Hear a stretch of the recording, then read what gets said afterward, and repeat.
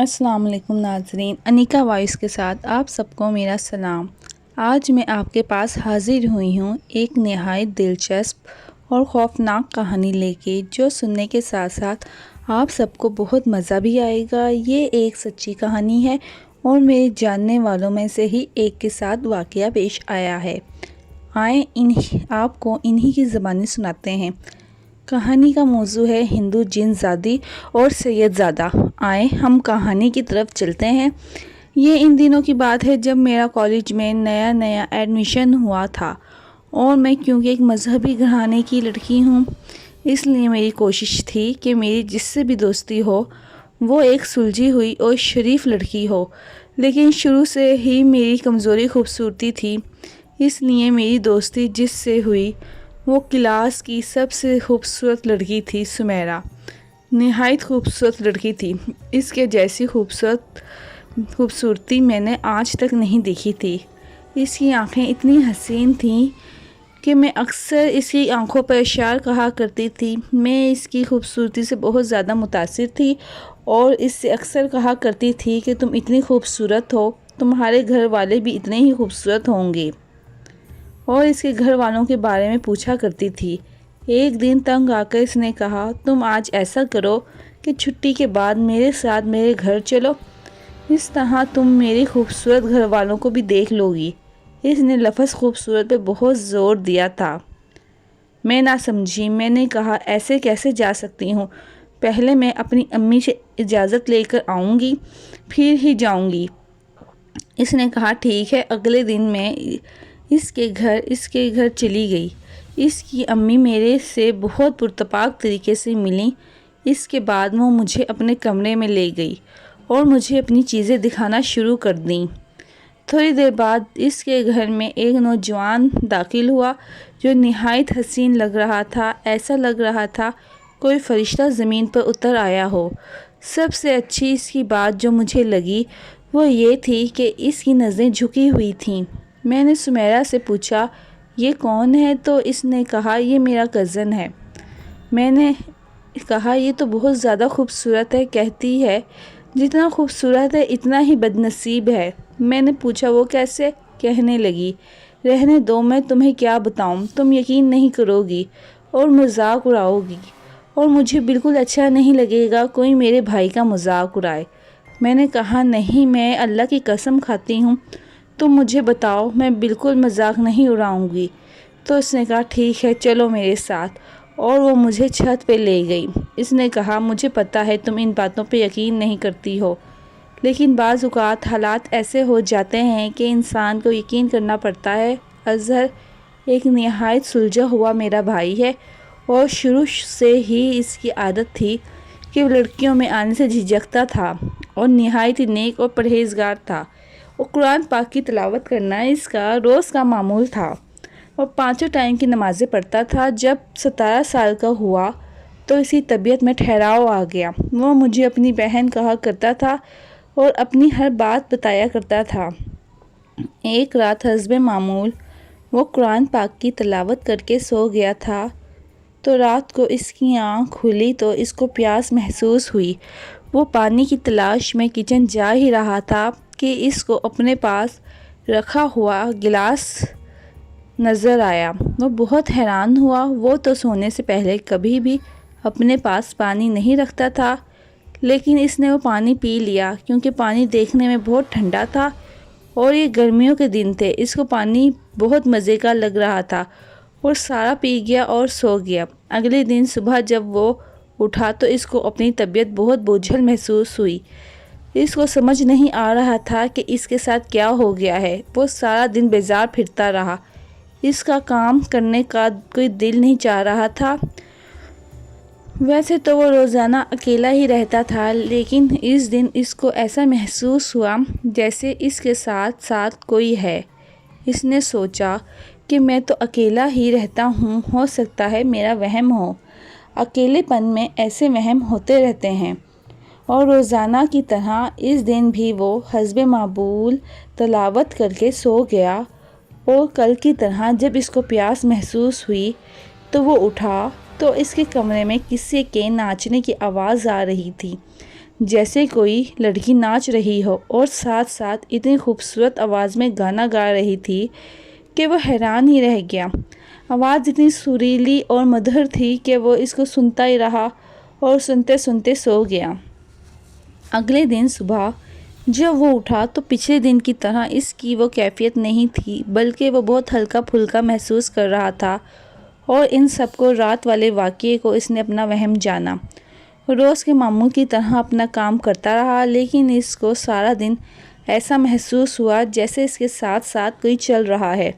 جب وہ رکتا یا زیادہ اس کے بارے میں سوچتا تو آواز آنا بند ہو جاتی۔ اگلے دن جمعہ تھا اور وہ جمعے کی نماز کی تیاری کر کے مسجد کی طرف روانہ ہو گیا۔ جیسے ہی اس نے مسجد میں قدم رکھے تو وہ آواز آنا بند ہو گئی۔ اس نے کہا کہ ویسے بچپن سے سنتا آیا ہے، یہ جو بری چیزیں ہوتی ہیں نیک لوگوں کو ان کے ارادے سے روکنے کی کوشش کرتی ہیں، اس لیے مجھے اس پہ غور نہیں کرنا چاہیے۔ لیکن اس کو یہ معلوم نہیں تھا آج رات اس کے ساتھ کیا ہونے والا ہے۔ روز کی طرح رات 12 بجے جب اس کی پیاس کی شدت سے آنکھ کھلی تو کمرے کا منظر ہی بدلا ہوا تھا۔ اس کو لگا کہ وہ اپنے کمرے میں نہیں ہے بلکہ کسی راجکماری کے کمرے میں ہے، اور وہ جو بچپن سے ہی لڑکیوں سے گھبراتا تھا، یہاں راجکماری کے ساتھ اور بھی لڑکیاں موجود تھیں اور سب کی سب ناچ رہی تھیں۔ وہ راجکماری کا حسن دیکھ کے حیران رہ گیا، دم بخود ہو گیا، کیونکہ وہ نہایت ہی حسین و جمیل تھی اور اس کو دیکھ دیکھ کے مسکرا رہی تھی۔ کچھ دیر بعد اس نے اپنی ساتھیوں کو وہاں سے چلے جانے کا اشارہ کیا اور وہ سب ہنستی ہوئی وہاں سے چلی گئیں۔ راجکماری نے اپنے ہاتھ میں ایک بانسری پکڑ رکھی تھی اور وقفے وقفے سے بجا رہی تھی۔ راجکماری حلیے سے ہندو لگ رہی تھی کیونکہ اس نے مانگ میں سندور لگا رکھا تھا اور وہ اتنی خوبصورت دھن بجا رہی تھی کہ میرا کزن اس میں کھو سا گیا۔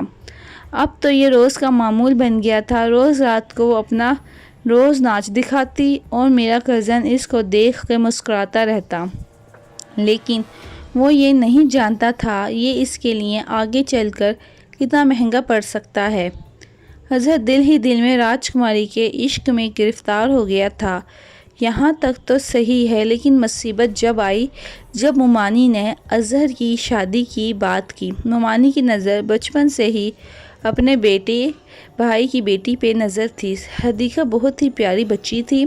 انہوں نے سوچ رکھا تھا جب اظہر اپنی پڑھائی سے فارغ ہو جائے گا تو پھر شادی کی بات چلائیں گی اور منگنی تو ضرور کر لیں گی۔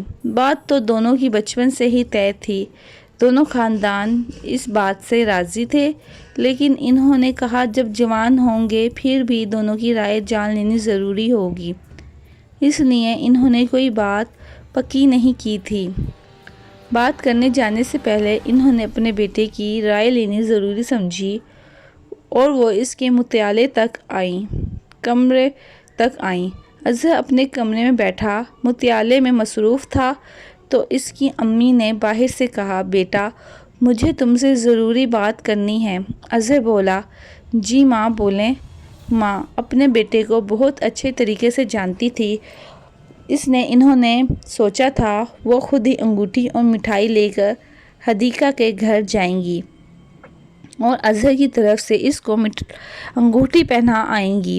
ظاہر ہے اظہر کو اس بات پہ کیا اعتراض ہو سکتا تھا، ویسے بھی وہ بہت سلجھا ہوا بچہ تھا اور کسی کو پسند بھی نہیں کرتا تھا۔ جو کچھ خواب میں ہوتا تھا وہ تو محض ایک خواب تھا، اس لیے اس کی بنا پہ وہ انکار نہیں کر سکتا تھا۔ لیکن ماں کے کمرے سے جاتے ہی کمرے میں طوفان برپا ہو گیا، توڑ پھوڑ کی آوازیں آنا شروع ہو گئیں۔ کمرے میں سب کچھ تو ٹھیک تھا، لیکن توڑ پھوڑ کی آوازیں کہاں سے آ رہی تھیں وہ ڈر سا گیا اور ایسا لگ رہا تھا جیسے کوئی شیشہ توڑ رہا ہو۔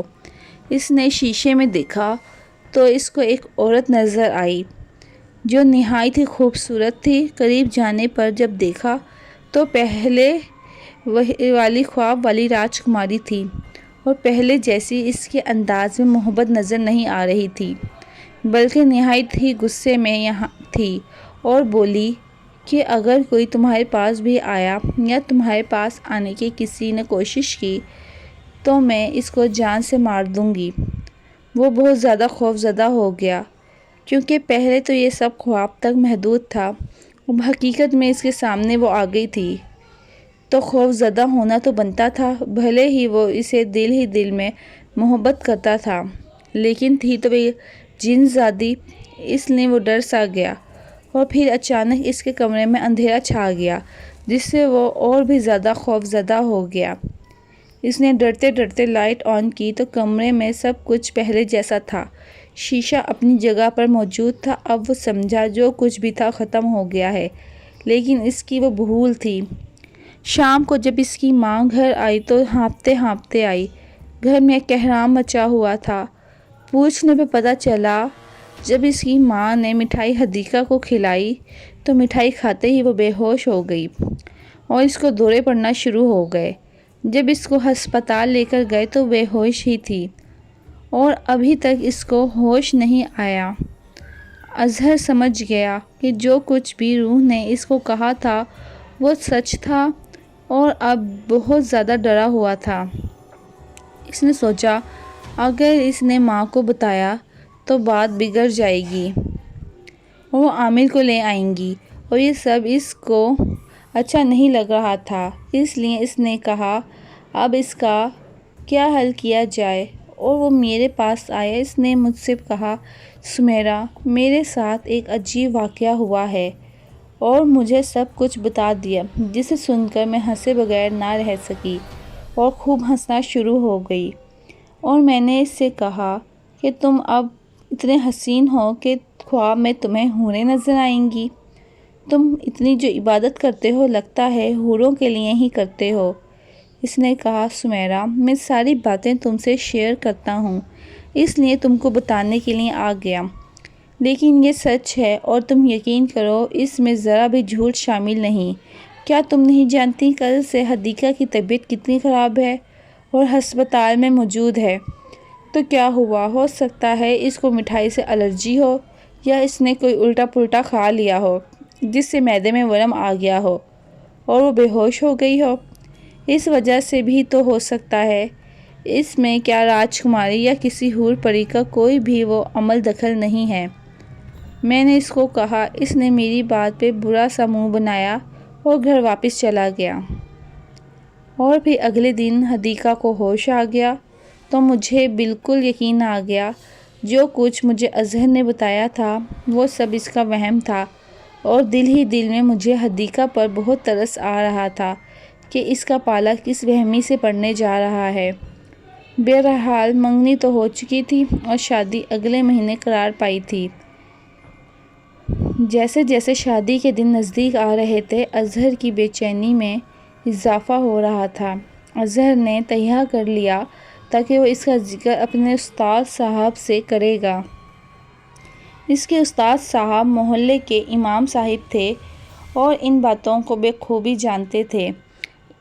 اس کو استاد نے کچھ وظیفے بتائے اور کہا جب وہ راجکماری تمہارے خواب میں آئے اور گانا گائے تو تم اپنے کانوں میں انگلیاں دے لینا، کیونکہ جیسے تم اس کے گانے سنو گے اس کے جال میں پھنستے جاؤ گے۔ اظہر نے اپنے استاد کی باتوں پہ عمل کرنے کا سوچ لیا اور وظیفے پڑھنا شروع کر دیے، لیکن جیسے ہی رات ہوئی تو وہ راجکماری دوبارہ سے چھن چھن کرتی ہوئی اور گانا گاتی ہوئی آ گئی۔ اظہر کو اپنے اوپر قابو نہ رہا اور وہ اس کے گانوں کی دھن میں مگن ہو گیا۔ لیکن بات یہاں ختم نہیں ہوئی۔ وہ راجکماری چلتی ہوئی اظہر کے پاس آئی اور غصے میں بولی، دیکھ لیا انجام؟ جس نے بھی تمہارے پاس آنے کی کوشش کی میں نے اس کے ساتھ کیا کیا۔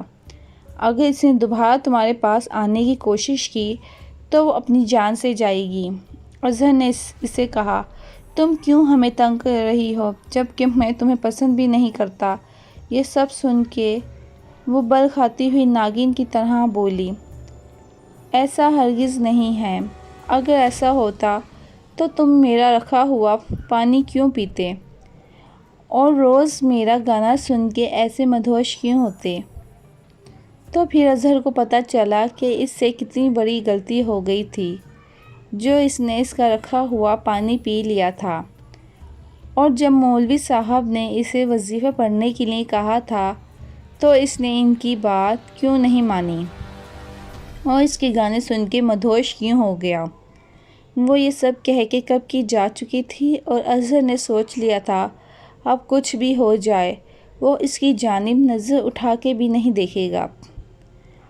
اگلے دن وہ وظیفہ پڑھنے میں مگن تھا کہ اسے گانے کی آواز آئی تو اس نے اس کی جانب دھیان نہیں دیا، کیونکہ تھوڑی دیر بعد ایک خوشبو کا جھونکا آیا اور پھر ایک مدھر آواز آئی، کیا تم میری جانب دیکھو گے بھی نہیں؟ میں تو تمہاری کزن سے بھی زیادہ حسین ہوں، آگے تمہاری اس کزن میں رکھا ہی کیا ہے؟ اظہر نے اس کی بات پہ کوئی دھیان نہیں دیا۔ اس نے کہا کچھ بھی ہو جائے میں اس کی جانب دیکھوں گا ہی نہیں۔ پھر وہ آواز بند ہو گئی اور پھر آخر وہ دن آ ہی گیا جس دن اظہر کی شادی کا دن تھا۔ اب وہ جن زادی اظہر کو تنگ بھی نہیں کرتی تھی۔ اظہر مطمئن تھا اور حدیقہ کے گھر والے بھی خوش تھے کہ سب کچھ معمول پہ ہے۔ اللہ اللہ کر کے اظہر نے یہ دن گزارے تھے اور کبھی وہ آ بھی جاتی تو اظہر اس پہ دھیان نہیں دیتا اور اب جن زادی اس کو بالکل نہیں تنگ کرتی تھی۔ اظہر پر امید تھا کہ شادی والے دن جن زادی ایسا کچھ نہیں کرے گی جس کا وہ سوچے بیٹھا تھا، اور پھر ایسا ہی ہوا۔ حدیقہ دلہن بن کے اس کے کمرے میں موجود تھی اور بہت زیادہ خوش تھا کہ اس نے سوچ لیا تھا کہ وہ سب کچھ اپنی بیوی کو بتا دے گا جو کچھ اس کے ساتھ ہوا ہے۔ اس نے سوچ لیا اور اس کا گھونگھٹ اٹھایا تو دیکھ کے حیران ہو گیا۔ حدیقہ کی جگہ وہ جن زادی وہاں پر موجود تھی اور نہایت خوشی کے عالم میں تھی اور کہنے لگی، تم کیا سمجھتے تھے میں اتنی آسانی سے تمہاری جان چھوڑ دوں گی؟ تمہاری کزن کو تو میں نے اسی دن ٹھکانے لگا دیا تھا جس دن اس نے مٹھائی کھائی تھی۔ یہ سب میں نے مجبوری میں کیا تھا۔ اب میں مسلمان ہو چکی ہوں اور اب میں تمہارے ساتھ خوشی خوشی رہنا چاہتی ہوں۔